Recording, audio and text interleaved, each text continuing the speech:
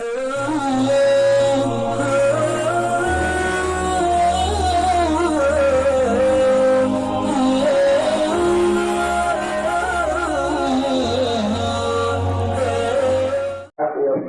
ہے اور کوئی عجوبہ نہیں ہے، بلکہ ہر دور میں جس مالدار کو قریب سے دیکھو اور جس دنیا دار کو قریب سے دیکھو یا ان کے واقعات سنو تو عقل حیران ہو جاتی ہے کہ ان کے یہاں زندگی کرنے کی گنجائش نہیں ہے، لیکن اس کے باوجود ان کی تمنائیں دنیا میں رکھی ہوئی ہے، ان کے دل خواہشات میں پھنسے ہوئے ہیں اور ان کے ارمانیں آئے بھی نئی نئی دنیا کے اندر بن رہی ہے، یہاں تک کہ وہ دنیا سے چل بستے ہیں اور ان کی دنیا بگڑ جاتی ہے۔ اسی لیے حضرت نبی خود ربانی و سمدانی سید الصحابہ سیدنا شیخ عبد القادر جیلانی رحمۃ اللہ علیہ اور آپ کے منتخبین نے ان باتوں کو صاف فرمایا، اے نادان کی زندگی کے بارے میں دھوکے میں مت پڑ اور اپنا غلط تعارف کرانے سے اللہ سے ڈر۔ کبھی تو کہتا ہے کہ یہ میری زندگی ہے، کبھی کہتا ہے کہ یہ میری جوانی ہے، کبھی کہتا ہے کہ یہ میرا مال ہے اور کبھی کہتا ہے کہ یہ میری اولاد ہے۔ فرمایا کہ ان میں سے کوئی تیرے کچھ نہیں ہے تو خواہ کے لوگوں سے اپنا تعارف کراتا ہے، میں زمیندار ہوں، میں مکاندار ہوں، میں عہدیدار ہوں۔ جب موت کا وقت آئے گا تو تجھے پتا چلے گا کہ تو سوائے وفادار ہونے کے اور کچھ بھی نہیں، یہ ساری چیزیں دنیا کی دنیا میں بھری رہ جائیں گی اور کچھ سفر کے کپڑے وہ بھی احترام انسانیت میں ڈالے جائیں گے جسے مٹی کے کیڑے کھا کے ختم کر دیں گے، اس سے بڑھ کر اس کی کوئی حیثیت نہیں۔ اور کبھی جلال میں آ کے فرمایا کہ تو دھوکے میں ہے، کبھی مال کی اطراحت میں ہے، کبھی چاہتوں کے غرور میں ہے اور کبھی اسباب کی کثرت میں ہے۔ یاد رکھ تو مالدار نہیں ہے بلکہ تو مال کا چوکیدار ہے۔ جب موت کا وقت آئے گا تو مال کا بنٹوارا ہوگا، کچھ بیوی کو ملے گا، کچھ بچوں کو ملے گا، کچھ بیٹیوں کو ملے گا، اس وقت پتا چلے گا کہ مال غیروں کا تھا اور چوکیداری اپنی تھی جو نہ تجھے دنیا میں کام آئی نہ آخرت میں کام آئی، بلکہ الٹا اس کا حساب ہوگا کہ تو نے اتنا مال چھوڑا، اگر تیرے چھوڑے ہوئے مال کو میرے بندے نافرمانی میں استعمال کرتے ہیں اور گناہوں میں استعمال کرتے ہیں اور خواہشات میں استعمال کرتے ہیں تو وہ دنیا کی چھوٹی لذتوں کو حاصل کرتے رہیں گے اور تیری قبر کے اندر ہمارے عذاب کے پہاڑ پہنچتے رہیں گے۔ اس لیے اس دنیا کے بارے میں دھوکے میں مت پڑ، یہ دنیا عارضی ہے، فانی ہے، یہ دنیا میں تو ہم نے تجھے امتحان کے لیے بھیجا ہے، یہ دیکھنے کے لیے کہ تو ہمارا بندہ بن کر آتا ہے اور سب بڑی سی عبادی بدتری جنتی کا نعرہ اپنے لیے مشتاق بناتا ہے، یا پھر تو اپنی زندگی کو وہ بناتا ہے کہ تیری زندگی کو دیکھ کر ہمارے فرشتے بیدار ہوں، ہمارے زمین و آسمان تیرے اوپر پہنچتے رہے اور جب تیری موت کا وقت آئے تو پھر قیامت کے گرز تیرے پیچھے چلتے رہے اور تو اپنی زندگی سے ہائے ہائے کرے تو اس وقت تیرا ہائے ہائے کرنا تیرے لیے کام نہیں دے گا۔ یہ کہہ کر ان چیزوں کو خوب صاف کر دیا کہ آدمی اپنی زندگی کی حقیقت کو پہچان لے، اور اسی کے لیے اللہ نے اپنے نبیوں کو ہر دور میں بھیجا اور تمام انبیاء کے آخر میں انبیاء کے سردار اور ہمارے آقا اور اپنی نبیوں کے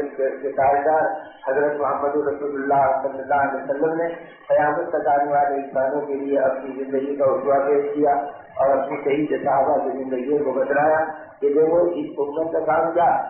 اس برات پر ہمارا ایمان ہے اور جسے غلاموں کی طرح اس مبارک مہینے میں پڑھنے کے لیے اللہ پاک نے شہادت رکھی، اس میں اللہ نے قدم قدم کو فرمایا یا ایھا الذین آمنوا یا ایھا الذین آمنوا یا ایھا الذین آمنوا، کہ ہم کو مخاطب کیا اور ہماری حیثیت بتلائی، اے ایمان والو، اے ایمان والو، اے ایمان والو، اور آگے ہماری ذمہ داریاں بتلائی کہ ایمان والوں کا کام کیا ہے۔ ہم کو سامان والو اور ہم کو قارون والو اور ہم کو فرعون والو اور ہم کو نمرود اور شداد کے چاہنے والوں اور ہم کو ابو جہل اور ابو لہب کے پیچھے چلنے والے نہیں بتلایا، بلکہ ہم کو ایمان والے کہہ کر اللہ نے اپنے اور اپنے نبی کے پیچھے چلنے والا بتلایا۔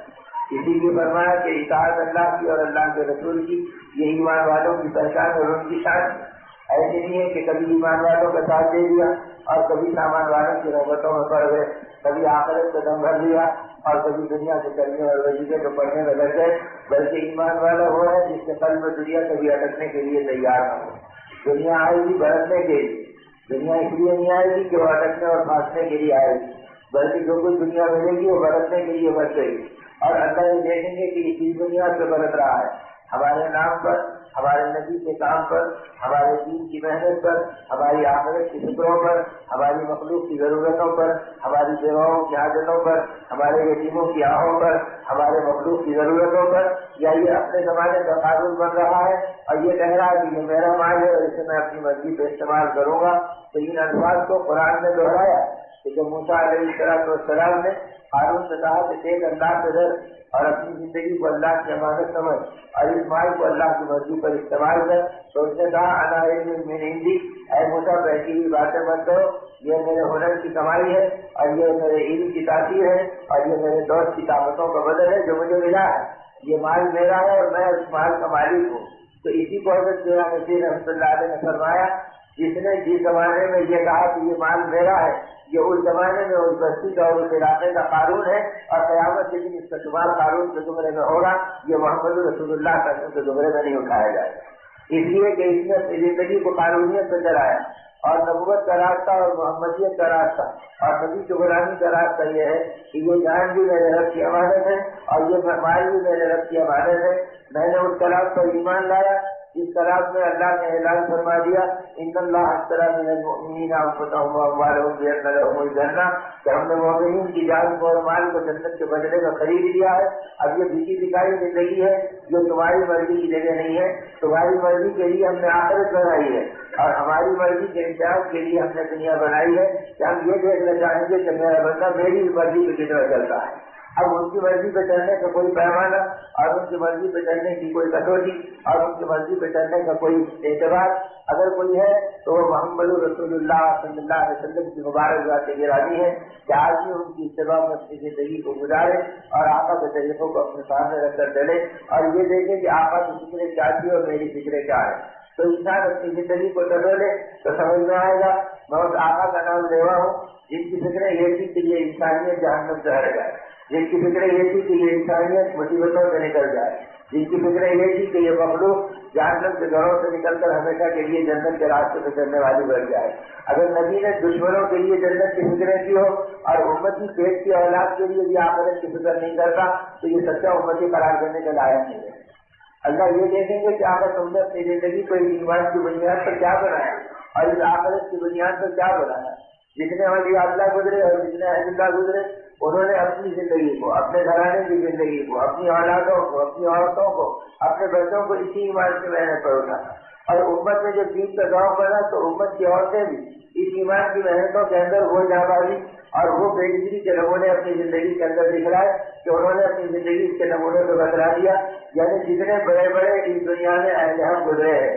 حدیث کے ائمہ کو اگر آدمی دیکھ لے، امام بخاری سے لے کر امام نسائی سے لے کر امام ابن ماجہ سے لے کر امام ابو داؤد سے لے کر امام ترمذی سے لے کر امام مسلم تک صحابہ کے جتنے بڑے بڑے ائمہ حدیث ہیں کہ قیامت تک ان کو حدیث کے امام کے نام سے یاد کیا جائے گا۔ یہ سب یتیم پیدا ہوئے صرف ماؤں کی قربانی اور ان کے گودوں کا صدقہ تھا جس نے ان کو زمانے کا امام قیامت تک کے لیے حدیث کا بنایا۔ تو وہ ایمان والی عورتیں وہ تھی جو اپنی اولادوں کو ایمان پہ استعمال کرتی تھی، اور جب ایمان کی محنتیں ختم ہو گئی تو آج ایمان والی عورتوں کی گودی روٹی کے ٹکڑوں سے اور پیٹ کی بھوک سے اور زبانوں کے چٹورے اور چٹکارے پن سے اور دنیا میں راج بتانے والی ناپاک نحوستوں سے بھر گئے۔ اور یہ قصور ہماری عورتوں کا نہیں ہے بلکہ یہ قصور ہمارا ہے کہ آقا نے اس بات کو صاف فرما دیا تھا جب تمہاری نگاہیں بے حیا ہو جائیں گی تو تمہاری عورتیں بے شرم بن جائیں گی، اور جب تم اللہ کے نافرمان بنو گے تو تمہاری اولاد تمہاری نافرمان بن جائے گی۔ تو ہمارے اعمال سے ہماری خاندان کا اور ہمارے اعمال سے ہماری نسلوں کا اور ہمارے اعمال سے انسانیت کا جوڑ بتلایا گیا کہ اگر تم صحیح راستے پہ چلو گے تو امت صحیح راستے پہ چلے گی، اور جب صحیح راستے سے امت چلی تو وہ نمونے تاریخ میں آج گواہی کے طور کے اوپر موجود ہے کہ وہ عمر بن عبدالعزیز رضی اللہ تعالیٰ عنہ جنہوں نے خلافت راشدہ کی طرح اپنی زندگی کو گزارا اور اللہ کے حکموں اور نبی کے طریقوں پر اپنے آپ کو چلایا، تو جس کا نتیجہ یہ تھا کہ 2-2.5 سال کے عرصے کے اندر زندگی کے وہ نظارے قائم ہوئے تھے کہ ایک ایک عمل کے اندر آپ نے احتیاط کی اور ایک ایک عمل کے اندر آپ نے اپنے گھرانے کو اور اپنے طبقے کو چلایا، اتنا چلایا کہ اپنی خلافت کے زمانے میں ایک بوڑھی آئی اور آنے کے بعد وہ زمین پہ پہنچی اور پہنچنے کے بعد کہا کہ میں فریادی ہوں، مجھے امیر المومنین تک پہنچا دو تاکہ میں اپنی فریاد ان کے سامنے پیش کر دوں۔ لوگوں نے کہا کہ حضرت اس راستے پہ چلی جا، راستے میں فلاں گلی کے اندر موڑ آئے گا، وہاں ایک کچا مکان ملے گا اور وہ کچا مکان امیر المومنین کا ہے۔ اس نے کہا کہ میں بری عورت ہوں، میرے ساتھ تو مذاق مت کرو، میں وہاں آئی ہوں جہاں سلیمان بن عبدالولید کے بڑے بڑے محلات رہے ہیں اور جہاں پر جامع مسجد جیسی گزش کی اس نے بڑی مسجد بنائی ہے، فتح نامی کے وہ نمونے دکھلائے ہیں کہ عیسائیوں کا خوف دیکھنے کے لیے آیا تو بے ہوش ہو کے گر پڑا اور کہا کہ ہمیں اندازہ نہیں تھا کہ مسلمان اسی ترقی تعلیم کے فن میں کر لیں گے، اور ایسے خاندان کے ایک فرد فرید سے جو اس زمانے کا خلیفہ ہے میں ملنے کے لیے آئی ہوں اور تم یہ کہہ رہے ہیں کہ وہ کسی کچے مکان میں رہتا ہے۔ لوگوں نے کہا کہ تم نہیں جانتے کہ عمر بن عبدالعزیز اپنے ایسے نصاب کی زندگی کو بھول گئے، خلافت پر آئے تو اپنی بیوی فاطمہ کو بلایا اور بلا کر کہا کہ اے فاطمہ، دو راستوں میں سے ایک راستہ تمہارے سامنے ہے، اگر تم چاہو تو خوشی سے میں تمہیں طلاق دینے کو تیار ہوں اور عزت کے بعد اپنی زندگی کسی ایسے نصاب میں گزار لو، میں تمہاری زندگی میں حائل نہیں ہوگا، اور اگر تم میرے ساتھ اپنی زندگی کے بقیہ دنوں کو پورا کرنا چاہتے ہو تو یاد رکھو تمہارا باپ بھی اپنے زمانے کا حکمران تھا،